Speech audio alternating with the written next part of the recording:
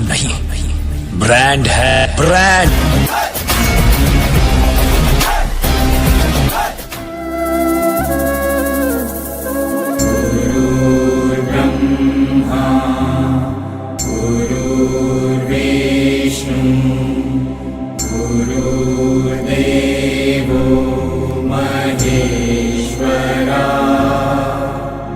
जी नमस्कार दोस्तों, जैसा कि आप सबको पता है कि अभी IBPS PO 2023 का IBPS PO और IBPS क्लर्क 2023 का रिज़ल्ट अभी रिसेंटली आया हुआ है। और बीच बीच में हम बच्चों से लगातार मुलाकात कर रहे हैं, बच्चों से लगातार बातचीत कर रहे हैं कि एक्चुअल में मतलब किस तरीके से उनकी जर्नी रही, जो बच्चे सेलेक्ट हुए हैं क्या जर्नी रही। अभी रिसेंटली मैंने आपके सामने कुछ इंटरव्यू किए थे। अभी आज एक ऐसे बच्चे से मुलाकात हो रही है जो कि मतलब उसकी प्रिपरेशन जो जर्नी रही है मतलब थोड़ा सा हट के रही है। तो एक्चुअल में क्यों हट के रही है, थोड़ा अलग टाइप में उसका स्ट्रेटजी भी था, थोड़ी अलग टाइप में स्ट्रेटजी थी। तो क्या कुछ किया उसने, ऐसे बहुत कम ही बच्चे होते हैं जो अपनी प्रिपरेशन की दुनिया में कदम रखने के बाद सिर्फ कुछ स्पेशल एग्जाम्स की तरफ ही फोकस करते हैं। जैसे यूजुअली ऐसा होता है कि भाई हम बैंकिंग की प्रिपरेशन करते हैं तो हमारा लगभग सारे एग्जाम पे फोकस बना रहता है, लेकिन आज हमारे साथ जो कैंडिडेट हैं उन्होंने कुछ गिने चुने एग्ज़ाम को ही टारगेट किया, उन्हीं के लिए पढ़ाई की। और क्या कुछ रही है उनकी जर्नी। अभी फ़िलहाल तो IBPS PO में फाइनल सिलेक्शन उनका हो चुका है, हमारे बड़े करीबी छात्र रहे हैं। इनकी पूरी जर्नी के दौरान लगातार बातचीत भी इनसे होती रही है। आज फाइनल सिलेक्शन के बाद मिलने का मौका मिला है, तो स्वागत करते हैं एक बार फिर से हमारे साथ हर्षित जी हैं। कैसा महसूस हो रहा है भाई? सर बहुत अच्छा लग रहा है। पहले तो सर नहीं, जीजा जी बहुत अच्छा महसूस हो रहा है। हाँ, तो हमारे बहुत करीबी, हम समझ जीजा जी बोल रहे हैं तो हमारे साले साहब हैं ये। और तो देखेंगे क्या कुछ जर्नी रही है इनकी, इन सब के बारे में डिस्कशन करेंगे। तो हर्षित, सबसे पहले तो ये जानना कि ये बताओ ग्रेजुएशन किस ईयर में कंप्लीट किया आपने? सर जीजा जी, मेरा ग्रेजुएशन हुआ था 2020 में। ओके, हाँ, 20 में ग्रेजुएशन कंप्लीट हो गया था। उसके बाद मैंने 2021 में अपना जनवरी से अपनी प्रिपरेशन स्टार्ट कर दी थी। मैंने अपना एक माइंडसेट बना लिया था कि अब मेरी ग्रेजुएशन कंप्लीट हो चुकी है, अब मेरे को फोकस्ड रहना है। तो फोकस्ड भी इन द सेंस, जब फोकस्ड होना होता है ना तो उस टाइम पे हम भी भेड़ चाल ही चलता है क्योंकि हमको पता नहीं होता कुछ भी।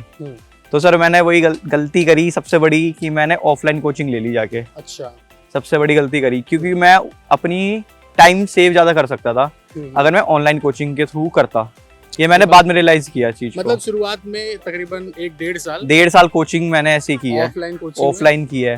ठीक है, ऑफलाइन कोचिंग भी अच्छा। ये बहुत कई बार ऐसा देखा गया है कि ऑफलाइन कोचिंग के मतलब क्या होता है ना कि हम पढ़ते जा रहे हैं। हाँ सर, उसमें ना आपको इतना वास्ट सिलेबस दिखा देते हैं वहाँ पे कि ये भी पढ़ना है, वो भी पढ़ना है, सब कुछ करना है।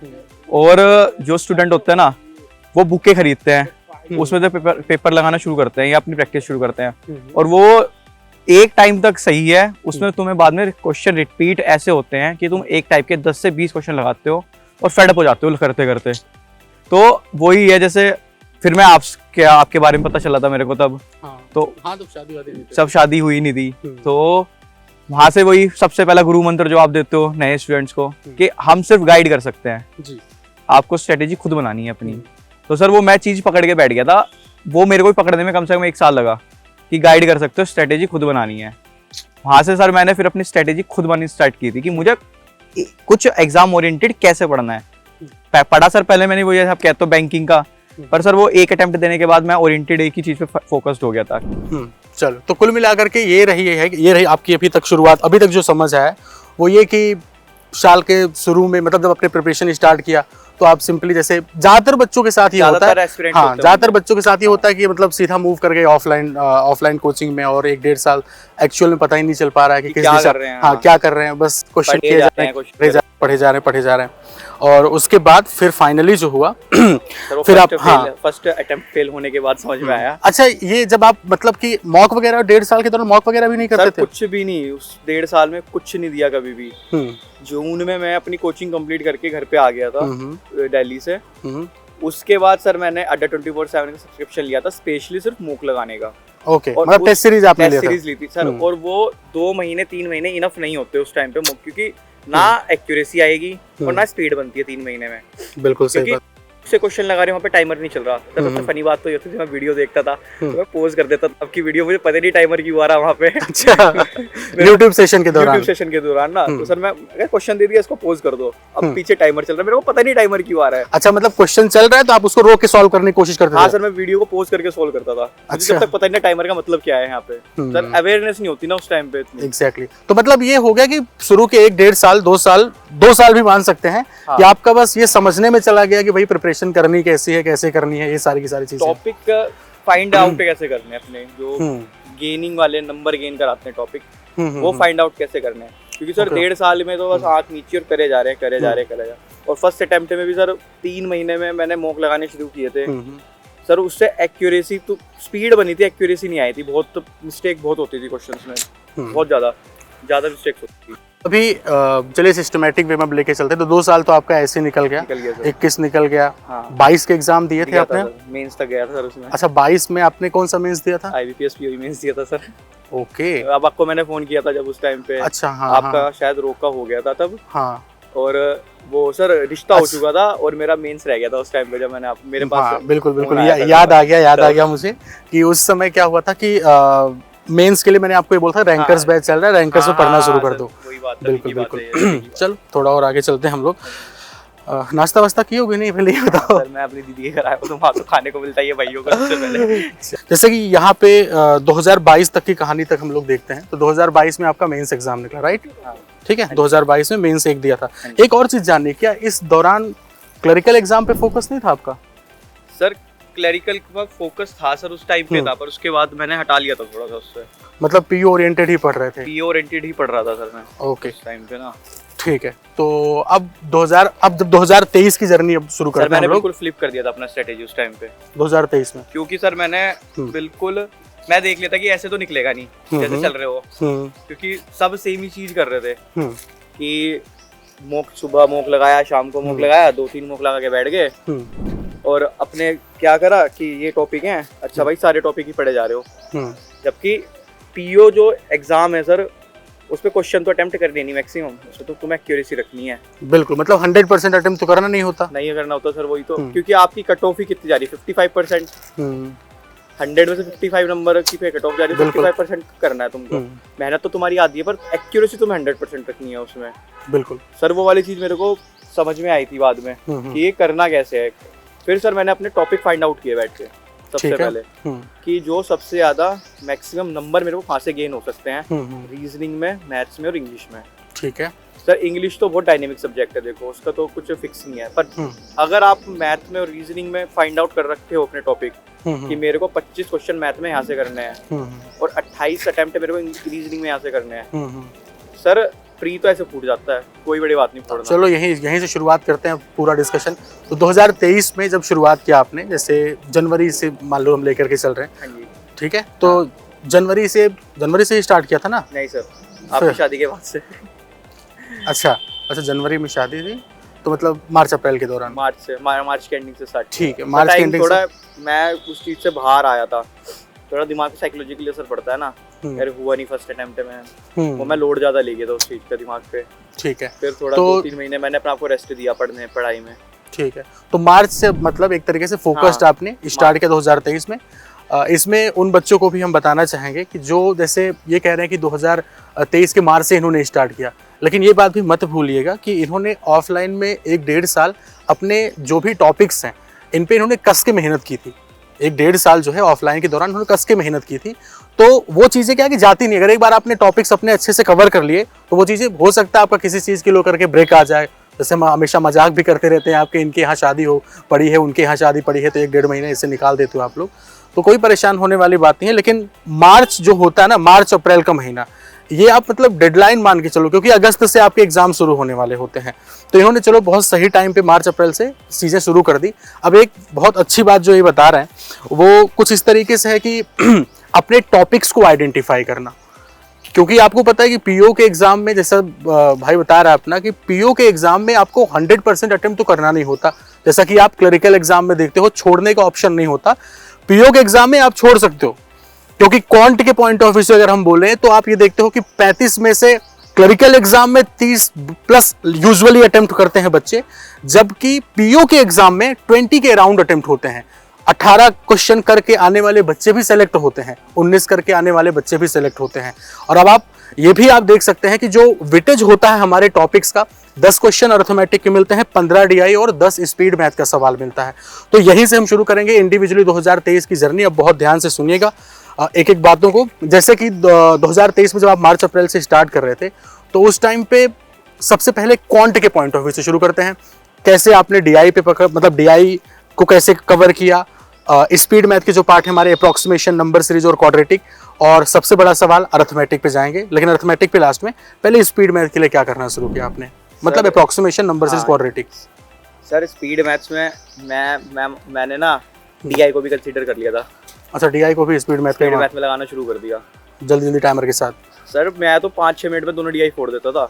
ओके, तो कैसे ये कैसे 8 मिनट ले लो आप बस। तो यही चीज जो आपके अंदर डेवलप हुई, ये कैसे किया आपने? बाकी जो हमारे आने वाले जो बच्चे तैयारी कर रहे हैं, वीडियोस देख के आपकी, ठीक है, वो टाइमर वाला स्टार्ट कर दिया था। मतलब टाइमर के साथ आप डीआई सॉल्व करना शुरू करना टाइमर के साथ स्टार्ट कर दिया था। ठीक है।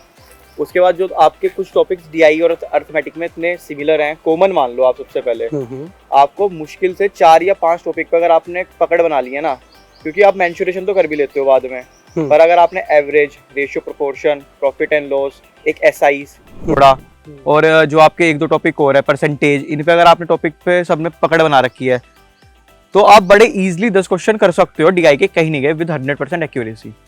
हाँ, बिल्कुल सही बात। उसके बाद जो आता है अप्रोक्सीमेशन, सिंप्लीफिकेशन, इसकी तो प्रैक्टिस करनी पड़ेगी। वही सब कुछ आपको याद, टेबल अच्छे से याद करने पड़ेंगे, क्लिक होना चाहिए कि हाँ इसका ये है। अप्रोक्सीमेशन में सबसे छोटी सी बात है, क्वेश्चन कॉपी पे कभी सॉल्व नहीं होता, क्वेश्चन यहाँ सॉल्व होता है अप्रोक्सीमेशन में, क्योंकि 4.99 को 5 आप यहाँ देख रहे हो, कॉपी पे नहीं कर रहे हो कभी भी। अगर कॉपी करने बैठ जाओगे ना, तो 1 मिनट गया एक क्वेश्चन में, और 20 मिनट मिलती है, कोई फायदा नहीं है। तो मतलब आप कहने का मतलब है कैलकुलेशन ज्यादा से ज्यादा कर यहाँ पे करें। सर आपने तो सिखाया वाली चीज, कॉपी पेन तो यूज ही नहीं करना होता है। आज का दिन आपका है। सर मैं तो आपसे आपने तो सिखाया है कि हम तो हर दिन बच्चों को सिखाते रहते हैं। आज का दिन आपका है, आप बच्चों को बताएं अपनी जर्नी कि आपने क्या क्या किया। मैं इस चीज के लिए वीडियोस देखता था, ज्यादा से ज्यादा वीडियोस देखता था। फिर मैं सिर्फ मॉक्स लगाता था, क्योंकि मॉक में आपका ऊपर टाइमर चलता रहता है। वहाँ पे आप एक ज़्यादा नहीं पर थोड़ा तो एग्जाम प्रेशर वहाँ पे फील करते हो कि with in timing 70 question, 73, 75 question आपको लग करने हैं। घर पे आपका अटेम्प्ट अच्छा खासा जा सकता है, नो डाउट, क्योंकि वहाँ पे आपको लैपटॉप पे करना है, तो आपको वहाँ मैक्सिमम अटेम्प्ट कर सकते हो। पर जब आप वहाँ पे एग्जाम हॉल में बैठते हो ना, तो वो जो कर्सर होता है ना, वो एकदम चलता नहीं है, तो वो अटकता है वहाँ पे बैठ के। अच्छा, हाँ बिल्कुल सही है। बिल्कुल सर, बहुत अटकता है वहाँ पे, तो वो क्लिक करने में ही वहाँ पे 5-5 सेकंड लग जाती हैं कभी कभी। और वो 5-5 सेकंड ना हर क्वेश्चन में अगर आप लगाओगे ना, तो वो आपकी 2.5 मिनट 2 मिनट है कम से कम। और उस 2 मिनट में सर बहुत क्वेश्चन सोल्व हो जाते हैं। जैसे सबसे इजी टॉपिक क्वाड था। मेरे को क्वाड में पहले दिक्कत होती थी, क्वाड्रेटिक इक्वेशन में। मैं वो 6-7 वाले मेथड से लगाता था, स्प्लिटिंग द मिडल फैक्टर, इसका स्प्लिटिंग द मिडल टर्म, ये करके। मैंने पहली बार वीडियो में देखा क्या चल रहा, नी पो पो पो पो पो नी नी। मैंने कहा ये क्या चीज है। मेरे को मैंने क्वाड्रेटिक इक्वेशन मैंने ऐसे रट दी थी उंगलियों पे अपने। 5 नंबर कहीं नहीं जा रहे हैं आपके, अगर आप क्वाड्रेटिक इक्वेशन मैजिक बॉक्स से लगाना शुरू कर दोगे, प्रैक्टिस से याद हो जाएगा। फिर आती है आपकी नंबर सीरीज। ये इसकी तो आपको बेहद प्रैक्टिस करनी पड़ेगी एक बार देख के क्रैक करने के लिए, कि बढ़ रहा है तो सीधा मल्टीप्लिकेशन 1.5 वाली चल रही है, या फिर डिफरेंस, फिर डबल डिफरेंस। तो ये सब आपको प्रैक्टिस से आएगा। पर मैं इतना कह सकता हूँ, क्वांट में अगर आप, जरूरी नहीं है कि सारी अर्थमेटिक पढ़ के जाओ। ये सबसे बड़ा था, इस पर थोड़ा बच्चों का भी ध्यान आकर्षित करना चाहेंगे। अभी रिसेंटली मैंने एक वीडियो भी किया था कि क्या बिना अर्थमेटिक के सिलेक्शन हो सकता है। आप अगर वीडियो को नहीं देखें तो जरूर देखेगा। अब जैसे कि हमारे साथ ये हर्षित हैं, अभी हर्षित ने क्या किया कि सारे के सारे टॉपिक्स इन्होंने नहीं कवर किए, क्योंकि अच्छा ये भी ध्यान रखिएगा कि इनका टारगेट पीओ एग्जाम से ही था। क्लरिकल एग्जाम में सवाल छोड़ने का ऑप्शन नहीं होता, आपको सारे टॉपिक्स करने पड़ेंगे। लेकिन पीओ के एग्जाम में साथियों ध्यान रखिएगा, आपको सारे नहीं करने पड़ते। मैंने कहा ना 35 में से 20, 21, 22 भी आप कर रहे हो तो आप प्रीलिम्स निकाल दोगे। और मेंस में जब आप पहुंचते हैं तो वहां पे मेजर पार्ट डेटा इंटरप्रिटेशन का होगा। तो जाहिर सी बात है यहाँ पे आपके पास अरिथमेटिक के कुछ टॉपिक छोड़ने का स्कोप होता है। अब हर्षित से हम पूछ रहे हैं और एक बताएंगे कौन कौन सा टॉपिक आपने किया था, कौन कौन सा नहीं किया था। सबसे पहले बताओ रेशियो। सर किया था वो बस तो पूछते जा रहे हैं, हाँ या ना करा बताना था, है। किया था। रेशियो किया था अच्छे हाँ से। हाँ किया था। एजेस टॉपिक थोड़ा बहुत किया हुआ था सर। पार्टनरशिप वही सर एवरेज में आ जाती है पार्टनरशिप थोड़ी बहुत, तो थोड़ी बहुत, ठीक उतनी है। पड़ी हुई थी। ओके। इसके अलावा परसेंटेज किया सर वो तो 100% किया था, पूरा पूरा फोकस किया होता ठीक था है। इसके अलावा प्रॉफिट एंड लॉस पूरा सर 100% प्रॉफिट एंड ठीक लॉस। है। सिंपल एंड कंपाउंड इंटरेस्ट ऐसा ही ज्यादा किया हुआ था। एसआई ज्यादा किया था। ठीक, कंपाउंड इंटरेस्ट में दिक्कत थी आपको? हाँ सर वो बचपन से थोड़ी सी कोई बात नहीं, ठीक है। इसके अलावा टाइम एंड वर्क थोड़ा बहुत किया हुआ था सर। थोड़ा बहुत, मतलब थोड़ा थोड़ा थोड़ा ग्रिप। थोड़ा अच्छा, ग्रिप किन टॉपिक्स पे आपने बनाई थी? सर जो डीआई में आते हैं 5 topic. 5 topic. Ratio, ratio, percentage, SI, ratio, percentage, average, SI SI और ये अपना profit and loss. Profit and loss, ठीक है। तो मतलब जहाँ पे जो मेजर टॉपिक्स का इस्तेमाल डीआई में होता है उसको इन्होंने अच्छे से प्रिपेयर किया। बाकी परमुटेशन, कॉम्बिनेशन, प्रोबेबिलिटी छोड़ दिया। हुआ भी नहीं सर, बिल्कुल भी नहीं हुआ, ठीक है। तो कहने का मतलब कि अर्थमेटिक के कुछ टॉपिक्स को स्किप किया जा सकता है, लेकिन इसका ये मतलब नहीं है कि बाकी टॉपिक्स भी आपके काम चलाऊ रहे। ये बात ध्यान रखिएगा। जिन टॉपिक्स पे ग्रिप बन रही है उसमें बढ़िया से आपकी ग्रिप बननी चाहिए। चलो, तो ये तो कहानी रही हमारे क्वांट की। मेंस के लिए आपने जब मेंस के लिए कैसे किया था ये बस थोड़ा सा आइडिया दे दीजिए। इसके बाद हम अलग अलग सब्जेक्ट पे भी आएंगे साथ में, ऐसा नहीं कि हम सिर्फ क्वांट का ही डिस्कशन करेंगे। थोड़ा क्वांट की इनकी रणनीति थोड़ा अलग रही। मैंने शुरुआत में ही बताया कि थोड़ी सी अलग रणनीति। आपने शायद ही अभी तक कोई भी इंटरव्यू में ये सुना हो किसी बच्चे की जर्नी में कि उसने ये टॉपिक्स भी स्किप किए थे। ये कोई चीज़ हमेशा ध्यान रखिएगा, कोई भी चीज़ 100% आइडियल नहीं होती है। 2 पहलू होते हैं। अगर इन्होंने कुछ टॉपिक्स साथ में छोड़े थे तो बाकी टॉपिक्स पे भी इन्होंने अपनी अच्छी खासी कमांड की थी।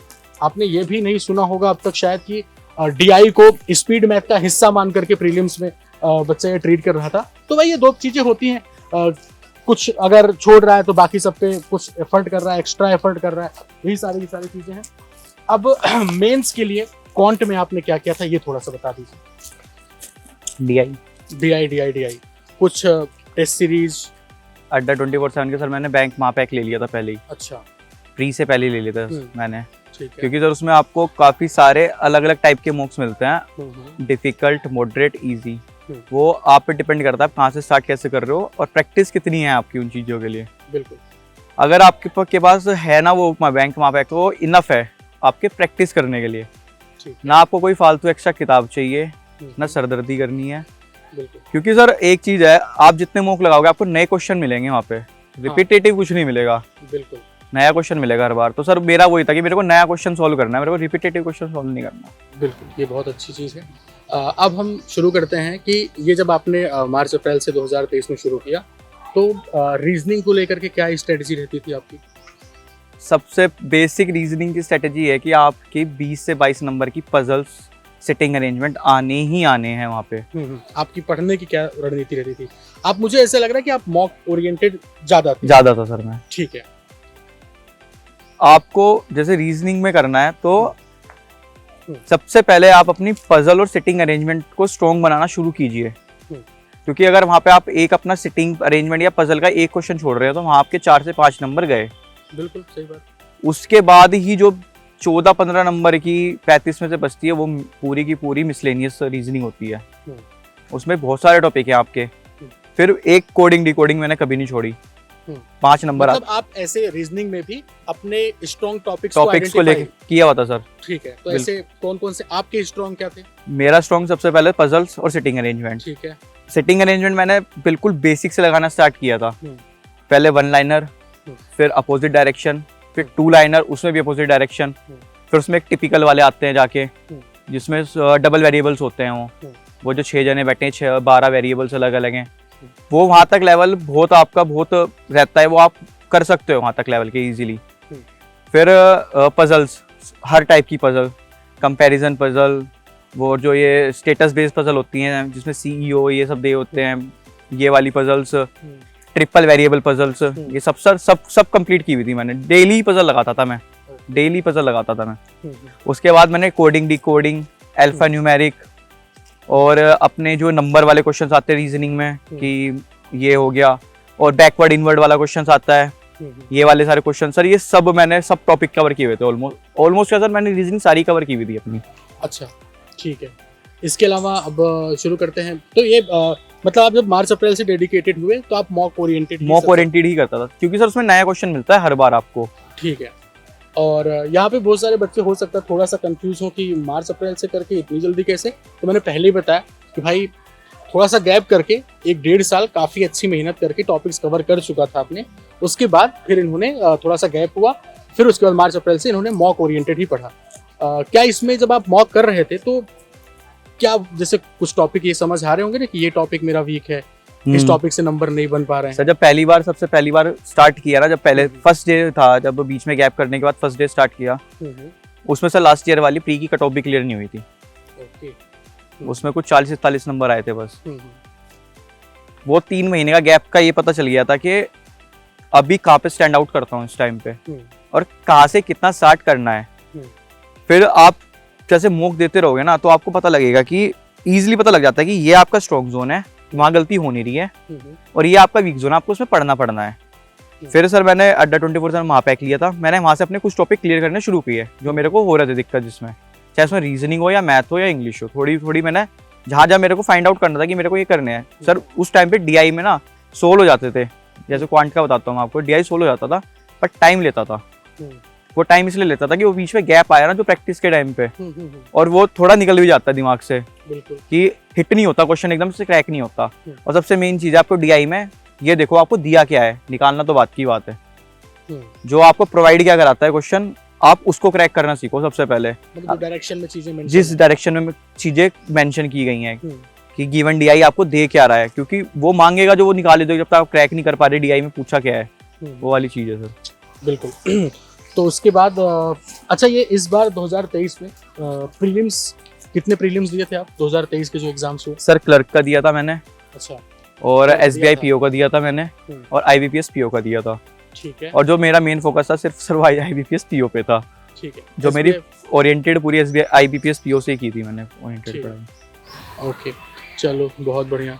थोड़ा सा तो अपना थोड़ा एक्सपीरियंस बताओ अब इंटरव्यू का एक्सपीरियंस क्या था?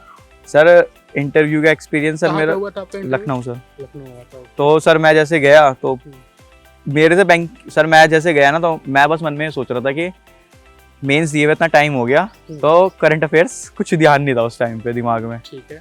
तो सर मैं बस ऐसे करके घुसा कि बस कुछ ऐसा करंट अफेयर्स का ऐसा ना पूछे जो बता ना पाऊँ अंदर। ओवरऑल एक्सपीरियंस सर मेरा बहुत स्मूथ था वहाँ पे। मेरे से क्या वहाँ पे पूछा क्या था आपको? सर पहले मेरे को इंट्रोड्यूस करने के लिए बोला कि अपने आप को इंट्रोड्यूस कीजिए। फिर सर मेरे से पूछते मेरा ग्रेजुएशन बैकग्राउंड पूछा गया। फिर उन्होंने कहा कि अगर ग्रेजुएशन बैकग्राउंड BSc CS है तो आप बैंकिंग लाइन में कैसे आ रहे हो? अच्छा। तो सर ये इस क्वेश्चन पे ना चोक कर जाते हैं बहुत लोग। तो सर मैं पहले सोच के गया था इस चीज को, तो मैंने सर बहुत सिंपल सा आंसर दिया कि सर मेरे जो घर में है सब ऑलमोस्ट, मेरी मम्मी खुद गवर्नमेंट टीचर हैं और मेरे घर में सर गवर्नमेंट लाइन में बहुत सारे जने हैं, तो मैं सर प्रिपेयर था इस क्वेश्चन के लिए। तो उन्होंने कहा कि बैंकिंग ही क्यों चूज कर रहे हो अगर मम्मी गवर्नमेंट जॉब में है, टीचर हैं, गवर्नमेंट टीचर हैं। सर मैं फिर यहाँ पे चौक कर गया थोड़ा सा। फिर मेरे मुंह से ऐसा निकल गया कि जो मेरे रियल फूफा जी हैं वो PNB में मैनेजर है सहारनपुर ब्रांच में। अच्छा। क्यों वो चीज मेरे को फैसिनेट करती है बैंकिंग में। ओके। सर फिर उन्होंने फैसिनेट वर्ड पकड़ दिया मेरे मुंह से। अच्छा। तो उन्होंने 3-4 क्रॉस क्वेश्चन करे, फैसिनेट करता कैसे है आपको बैंकिंग। अच्छा। फिर सर उन्होंने 2-3 फैसिनेट का मतलब क्या है आपके लिए, हाँ। ये ऐसे करके तो 2-4 क्वेश्चन उन्होंने पूछे। फिर सर चला 8 से 10 मिनट ही था, इतना ज्यादा लंबा चला नहीं था। फिर उन्होंने मेरे से क्या, उन्होंने सर मेरे से लास्ट में ये पूछा था, बीच में मैं थोड़ा मिस कर रहा हूँ पर लास्ट में मेरे को याद है कि अगर हम आपको पोस्टिंग देते हैं तो आप कंफर्टेबल कहाँ पे हो? अच्छा। तो सर मैंने कहा कि I will be comfortable anywhere in India. तो उन्होंने मेरे से इतनी सी बात पूछ ला कि हम आपकी प्रेफरेंस पूछ रहे हैं। अच्छा। सर मैंने प्रेफरेंस कहा कि सर अगर प्रेफरेंस की ऐसी बात है तो सर बेसिकली मैं प्रेफर तो अपनी होम सिटी को ही करूंगा। हाँ बिल्कुल सही बात। तो उन्होंने कहा और आपके शहर से मेट्रोपॉलिटन सिटी कौन सी पास है? तो सर मैंने दिल्ली कहा। तो फिर दिल्ली में कंफर्टेबल हो? मैंने कहा sir I will be comfortable in Delhi. तो सर उन्होंने कहा थैंक यू अर्षित। ओके ठीक है।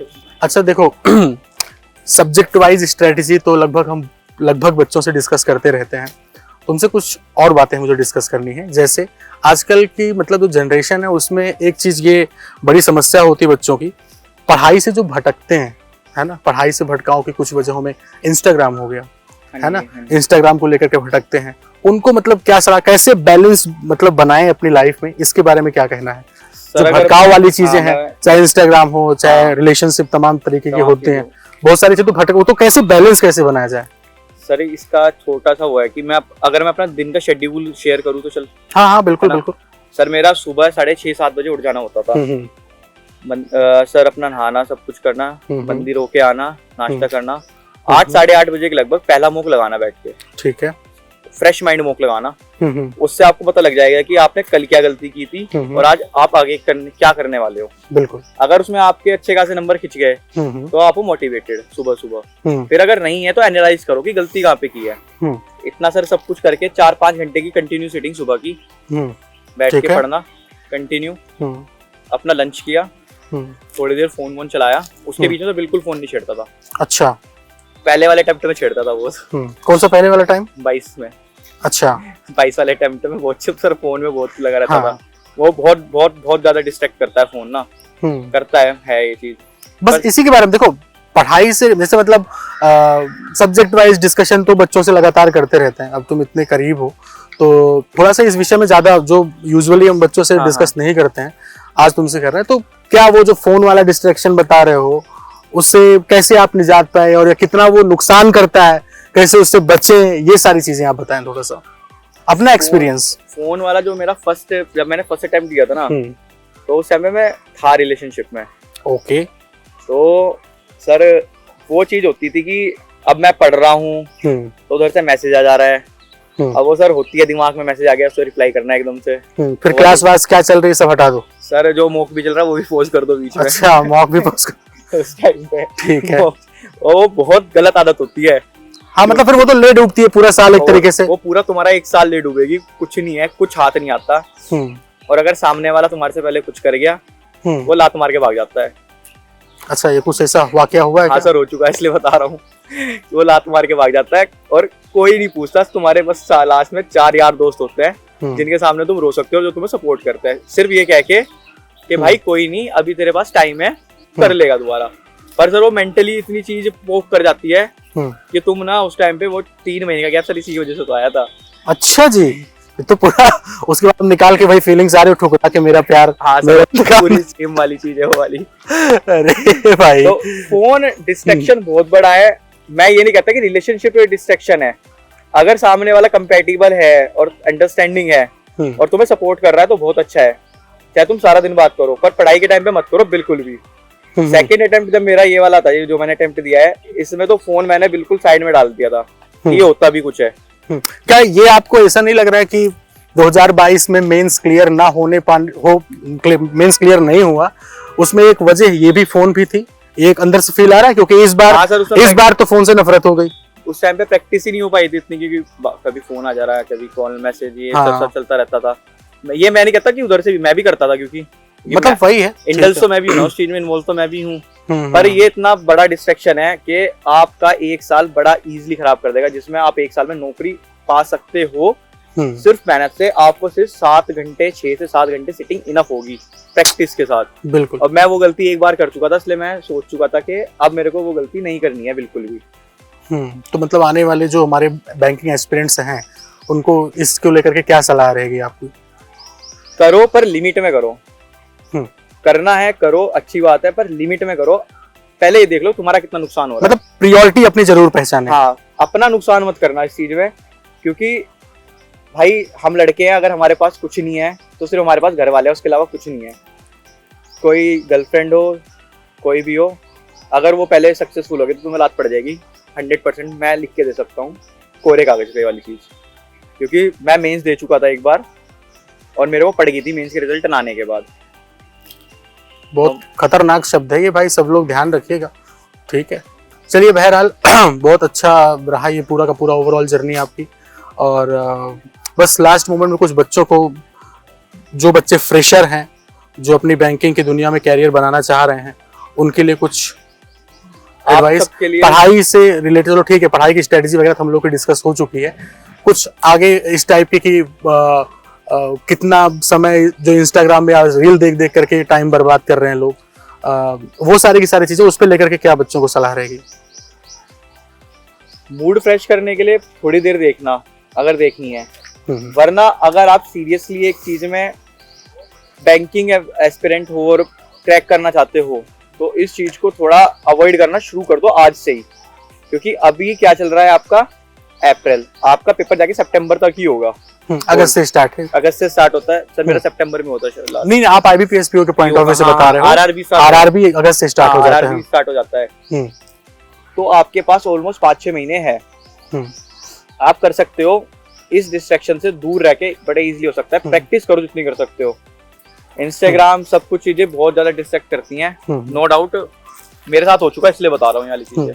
मतलब सिंपल सी ये बात है कि जैसे आप अपनी जर्नी बताए कि 6-7 घंटे जो है कितनी मतलब 4-5 घंटे तो कंटिन्यू सीटिंग आपकी होती है, तो उस दौरान फोन एकदम साइड होना चाहिए। उस टाइम पे फोन रख दो बिल्कुल साइड में। मतलब वो कि एक एंटरटेनमेंट भी जरूरी है लाइफ में, एंटरटेनमेंट भी जरूरी है, लेकिन मतलब वो चीज नहीं कि आपकी जो पढ़ाई वाला टाइम है उसमें डिस्ट्रैक्ट करना शुरू हो जाए। एंटरटेनमेंट करना है, फोन से अच्छा एंटरटेनमेंट जिम है या कोई स्पोर्ट्स खेल लो शाम को 2 घंटे। जिम वगैरह तो तुम काफी करते हो। हाँ सर, मैंने कभी जिम नहीं छोड़ा अपने पढ़ाई के टाइम पे, क्योंकि जितनी आपकी मेंटल हेल्थ इंपॉर्टेंट है, फिजिकल हेल्थ भी उतनी चाहिए, क्योंकि दोनों आपको अल्टरनेटिवली रख के चलनी पड़ती हैं। आप बीमार पड़ जाओगे, पढ़ ही नहीं पाओगे भाई कभी भी। अगर बीच में 2 दिन भी बुखार हो गया ना तो 1 हफ्ता चला जाता है रिकवरी करने में उस चीज। सही बात। अगर आपको फोन डिस्ट्रैक्ट करता है तो जिम चले जाओ, कोई स्पोर्ट्स खेल लो, क्रिकेट खेल लो, फुटबॉल खेल लो, पर एक फिजिकल एक्टिविटी कर लो, फोन से ज्यादा अच्छी है। मेंटली फिट रहोगे, ये तो डिप्रेशन में डाल देता है बहुत ज्यादा। बिल्कुल सही बात, बहुत बेहतरीन मतलब ये डिस्कशन रहा।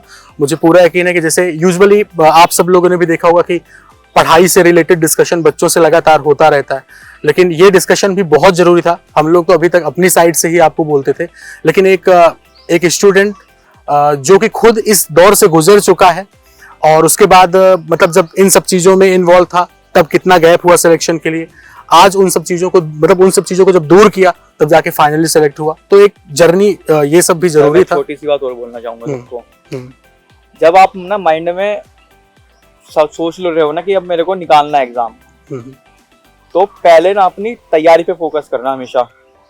ये मत सोचना कि फर्स्ट अटेम्प्ट में निकाल दूंगा, तुम डेस्परेशन में डिप्रेशन में चले जाओगे, क्योंकि सर छोटी सी बात है, सिलेबस तो पूरा ही नहीं हो पाएगा उस चक्कर में। बिल्कुल सही, सिलेबस ही पूरा नहीं हुआ तो वहाँ एग्जाम कैसे देने बैठोगे? और डेस्परेशन में डिप्रेशन में चला जाता है इंसान। पहले अपना सिलेबस कंप्लीट करो, बेसिक से लेके टॉप तक जितना कर सकते हो कवर करो, तब अटेम्प्ट देने बैठना, उसमें भी कम से कम 4-5 महीने की प्रैक्टिस के बाद। वरना डेस्परेशन में डिप्रेशन आने में कोई देर नहीं लगती है।